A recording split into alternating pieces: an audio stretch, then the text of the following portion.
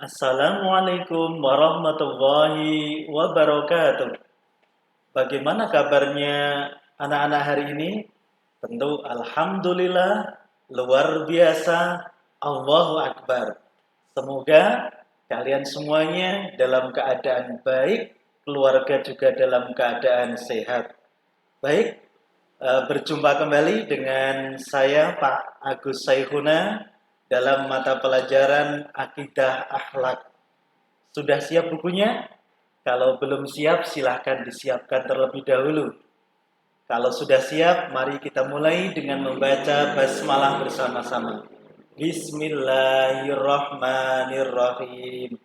Baik, kita lanjutkan untuk pelajaran akidah akhlak. Pelajaran yang pertama yaitu tentang kalimat thayyibah.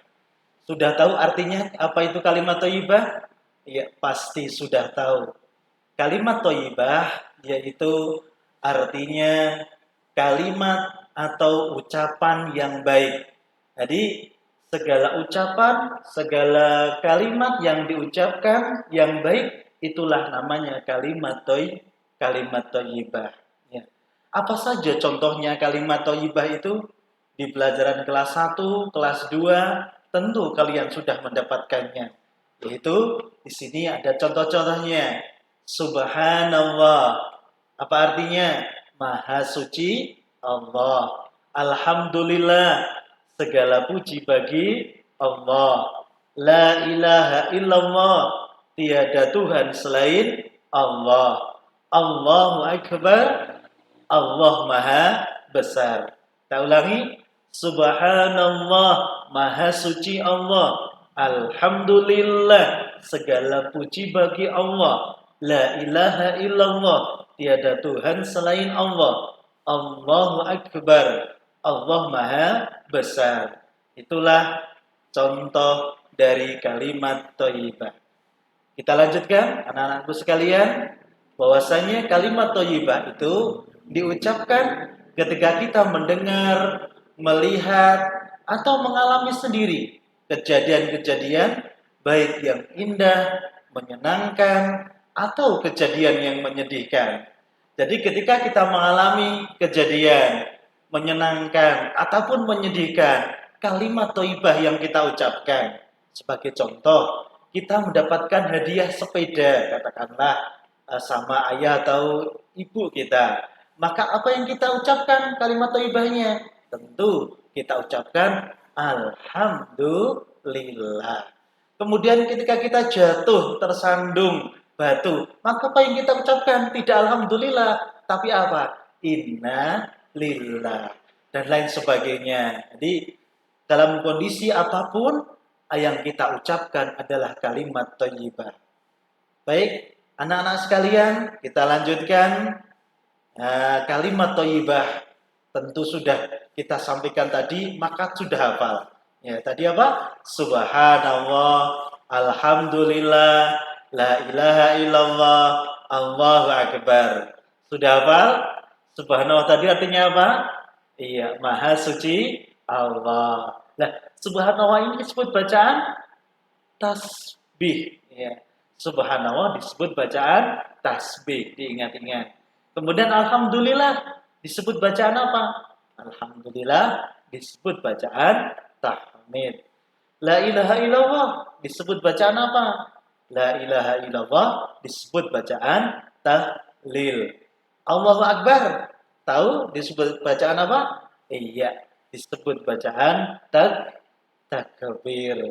Oke, anak-anak sekalian, silahkan dihafalkan di rumah, diulang-ulang. Subhanallah, alhamdulillah, la ilaha illallah, Allahu Akbar. Dengan artinya, dengan bacaan disebut bacaan apa. Baik, kita lanjutkan anak-anak sekalian. Yang akan kita pelajari pada saat ini adalah kalimat thayyibahnya dua. Yaitu apa? Subhanallah dan juga Masya Allah. Subhanallah dan Masya Allah. Apa artinya Subhanallah? Apa artinya Masya Allah? Akan kita pelajari lebih lanjut. Kita lanjutkan. Nah, kalimat Subhanallah. Tadi sudah kita bahas. Apa artinya subhanallah? Yaitu maha suci Allah. Apa? Maha suci Allah. Ya, dalam sebuah hadis Nabi Muhammad SAW bersabda, dua kalimat yang ringan diucapkan oleh lisan dan berat timbangannya dalam mizan dan disukai oleh Allah yang Maha Pengasih, yaitu apa? Subhanallah wa bihamdi subhanallahil azim. Maka perbanyaklah mengucapkan subhanallah wa bihamdi subhanallahil azim. Ringan dalam lisan kita, tetapi besok di akhirat timbangannya sangat berat. Oke, ya, kita lanjutkan. Kapan kita mengucapkan kalimat subhanallah? Tepatnya kapan? Yaitu yang pertama ketika kita mendengar, melihat, atau merasakan kebesaran, keagungan, dan kekuasaan Allah Subhanahu wa Ta'ala. Melihat kekuasaan Allah Subhanahu wa Ta'ala, misalnya apa? Kita melihat kilat, melihat badai, atau mendengar petir. Nah, maka yang kita ucapkan apa? Yaitu subhanallah. Subhanallah. Maha suci Allah. Kemudian berzikir setelah selesai sholat 5 waktu. Maka dianjurkan setelah selesai sholat, kita membaca zikir subhanallah. Berapa kali? Ada yang tahu? Ya, 33 kali. Subhanallah 33 kali. Alhamdulillah 33 kali. Allahu Akbar 33 kali. Nah, itulah yang kita baca, zikir yang kita baca setelah sholat fardu.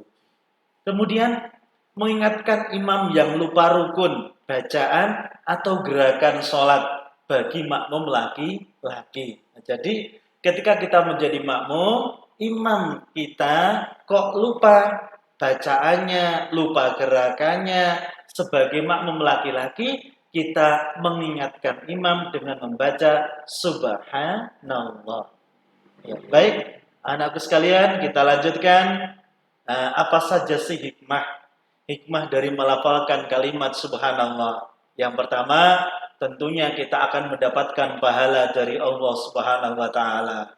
Kemudian membuat kita semakin dekat kepada Allah Subhanahu wa Ta'ala, akan dicintai oleh Allah Subhanahu wa Ta'ala dan Rasul-Nya. Memperbanyak mengingat Allah, memperbanyak mengingat Rasulullah, maka akan dicintai oleh Allah dan Rasul-Nya. Kemudian akan mempertebal keimanan kita kepada Allah Subhanahu wa Ta'ala.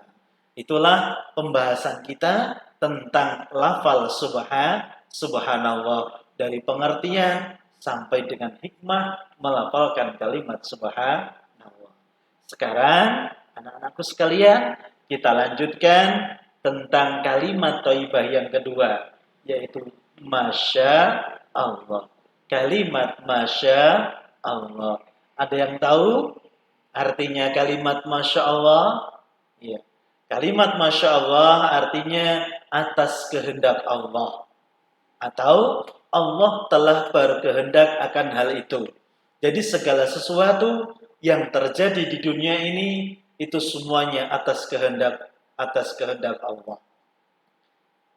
Kita lihat matahari terbit di siang hari, rembulan dan bintang muncul di malam hari, angin dan makhluk Allah yang lainnya semuanya mengikuti kehendak Allah. Matahari dan bulan bisa mengalami gerhana, itu juga karena menuruti kehendak Allah Subhanahu wa Ta'ala. Tumbuh-tumbuhan bisa berbuah dengan sangat lebat, itu juga atas kehendak Allah Subhanahu wa Ta'ala. Itulah segala sesuatu yang terjadi di dunia ini semua atas kehendak Allah. Nah, kapan kalimat Masya Allah itu diucapkan? Kalimat Masya Allah diucapkan ketika kita mengungkapkan kekaguman atas indahnya ciptaan Allah. Mengungkapkan kekaguman atas indahnya ciptaan Allah. Melihat gunung yang sangat indah, kita kagum, Masya Allah. Kemudian mengungkapkan kekaguman atas baiknya ciptaan Allah. Kemudian mengekspresikan penghargaan dan mengingat bahwa semua yang terjadi itu atas kehendak Allah. Misalnya kita melihat bunga yang sangat indah, Masya Allah, bunga itu begitu indah sekali. Nah, itulah kekaguman yang sangat luar biasa terhadap ciptaan Allah, maka kita mengucapkan Masya Allah. Kalau subhanallah, sekedar kita melihat ciptaan Allah, kita melihat ciptaan Allah yang indah, kita mengucap subhanallah. Tapi kalau sudah Masya Allah, maka kita sudah mengagumi ciptaan Allah. Kita lanjutkan.